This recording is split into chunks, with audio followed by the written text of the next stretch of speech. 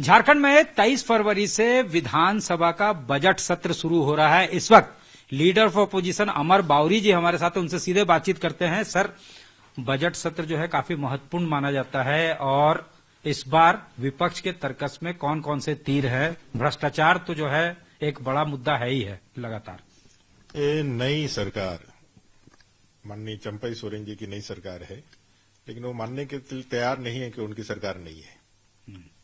और उनके पास जो मौका था जिसमें वो अपने विजन, अपने नीति, अपनी नीयत का दुनिया से परिचय कराते बजट सत्र के पूर्ण सत्र के साथ, लेकिन उन्होंने 6 कार्य दिवस रख करके ये दिखलाया है कि वो डरे हुए हैं और ये जनता के सवालों से भागने के लिए और अंदर में जो उनके डर बैठा हुआ है, ये बजट सत्र नहीं रह करके चंपई सोरेन जी की सरकार का डर का सत्र है और किसी तरह से इससे वो पार पाना चाहते हैं। सर, ये लगातार कह रहे हैं वो लोग कि हेमंत सोरेन पार्ट 2 सरकार है। ये मैं तो कह रहा हूं ना, कहीं से भी क्लेवर में ना चेंजिंग दिख रहा है, ना उनके विजन में कोई चेंजिंग दिख रहा है। 4 साल की जो सरकार चली गई, 5 साल का जनादेश लेने वाली सरकार 4 साल में चली गई और चली गई भ्रष्टाचार के आरोपों के कारण।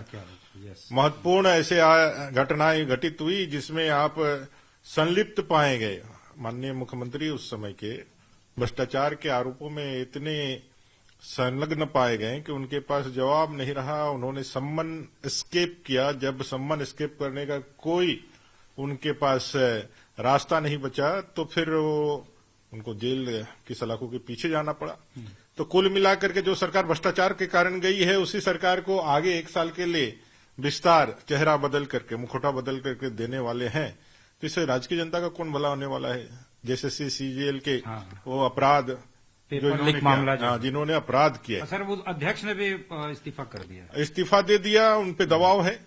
मुझे लगता है कि आज नहीं तो कल इस सच्चाई का सामना करना पड़ेगा कि जो गड़बड़ियां हुई है जैसे सीजीएल में, वो सिर्फ नीचे के जो छोटे मछलियां पकड़ी गई है वो नहीं है, बड़े मछली भी हैं। कनेक्शन ऊपर हो सकता है। 100% सरकार के गलियारे में है। और मैं तो कहता हूं 3 मंत्रियों का सीधा इन्वॉल्वमेंट था। जांच हो जाए, सीबीआई जांच करा दे। एसआईटी जो है वो छोटे मछलियों तक ही जा सकेगी। जब बड़े मछलियों के व्हाइट कॉलर तक जब उसका पहुंच जाएगा, उसे एसआईटी के जांच को धीमी कर दिया जाएगा, उसको कंट्रोल कर दिया जाएगा। अगर चंपई सोरेन सरकार सही में ये चाहती है कि जैसे सीजीएल में जो घपले जो हुए हैं, जो गड़बड़ियां हुई है, पेपर लीक का जो घटना हुआ है, उसमें अगर यदि आप सत्यता को सामने लाना चाहते हैं और किसी को अगर आप संरक्षण नहीं देना चाहते हैं, तो आप सीबीआई जांच की अनुशंसा कराइए। दूध का दूध, पानी का पानी हो जाएगा। आपके जो लोग बैठे हुए हैं उन तक भी ये जांच पहुंचेगी। मैं ये पूरे विश्वास के साथ और पूरे आपके सामने जो है विश्वास के साथ मैं कह रहा हूं। तो ये तमाम मुद्दे जो है आप लोग सदन में उठाएंगे, ये तो सही है। लेकिन पहले भी हेमंत सोरेन जब आए थे ट्रस्ट वोट में, उन्होंने कहा कि कोई साबित कर दे तो वो राजनीति से क्विट कर देंगे। देश के लिए काला इतिहास का दिन है। कोई किसी सीएम को जो है चेयर पे रहते जो है उसको पकड़ा जा रहा है, राजभवन से गिरफ्तार किया जा रहा है। ये तमाम बातें हुई थी उस वक्त। तो वो तो ये कहते हैं कि सेंट्रल एजेंसीज जो है उसका बेजा इस्तेमाल हो रहा है। गलत है। और ये कोई नया अपवाद नहीं है। हेमंत सोरेन जी, जयललिता जी मुख्यमंत्री रहते हुए कांग्रेस के शासनकाल में उनके जो है सचिवालय से पकड़ करके उनको ले जाया गया। तो अगर कोई गड़बड़ी करेगा तो संविधान के अंदर संवैधानिक व्यवस्थाएं तो है उसको पकड़ के ले जाने के लिए, उस पर कानूनी शिकंजा कसने के लिए। अब काला दिन है।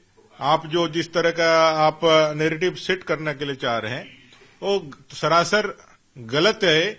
मैं तो इतना ही कहूंगा, आपके पास इतने महंगे महंगे वकील जिसमें आपका एक पैसा नहीं लगा, वो जो झारखंड के टैक्स पेयर का पैसा था, और झारखंड के टैक्स पेयर के पैसे से आपने इस भारत के सबसे महंगे वकीलों को खड़ा किया, उसके बाद भी आपको राहत नहीं मिली। तो इसका साफ तात्पर्य है कि आपने जो गड़बड़ियां की थी वो गड़बड़ियां सही थी। इसीलिए ईडी की कार्रवाई में आपको जो है कोई बचा नहीं पाया। सेंट्रल एजेंसीज के बेजा इस्तेमाल का आरोप जो है उस पर आप बताइए, बेजा इस्तेमाल का यदि आरोप होता और वो यदि सिद्ध हो जाता तो सुप्रीम कोर्ट, माननीय सुप्रीम कोर्ट का कई एक ऐसा माने डिसीजन आता है जिसमें केंद्र की सरकार को भी लोग कटघरे में खड़ा करते हैं। तो इनको इसमें राहत क्यों नहीं मिला? इनको क्यों नहीं राहत मिला? अगर आपके पक्ष में यदि आ जाता है तो आप न्यायपालिका को भी कहते हैं कि भाई वो बहुत सत्यमेव जयते है, और आपके विपक्ष में आ जाता है तो कहता है कि भाई न्यायपालिका भी जो है वो आज प्रभाव में काम कर रही है। तो देखिए, जो गलत होते हैं ना, उसको हर चीज अपने पक्ष में चाहिए। अगर अपने पक्ष में नहीं रही तो विक्टिम कार्ड खेलना चालू करते हैं, रोना धोना चालू करते हैं, और आलाप पूरा जो है सेंटिमेंट को पूरे समूचे में समाज के जोड़ करके आपके अपने करनी अपने करतूतों के कारण आप जेल गए हैं, उसको समूचे में समाज के साथ जोड़ करके आप जो है एक गलत नैरेटिव फिक्स करना चाहते हैं। इसीलिए मैंने कहा था कि आप आदिवासी लीडर हो सकते हैं, आदिवासी के लीडर नहीं हो सकते। धन्यवाद सर हमसे बात करने के लिए।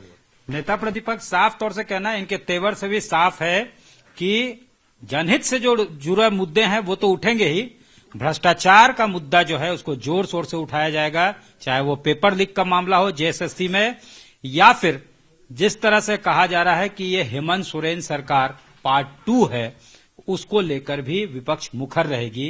ये एप्ट क्लियर इंडिकेशन नेता प्रतिपक्ष की तरफ से दिया गया है। कैमरामैन राकेश तिवारी के साथ सत्यजीत कुमार, रांची आज तक।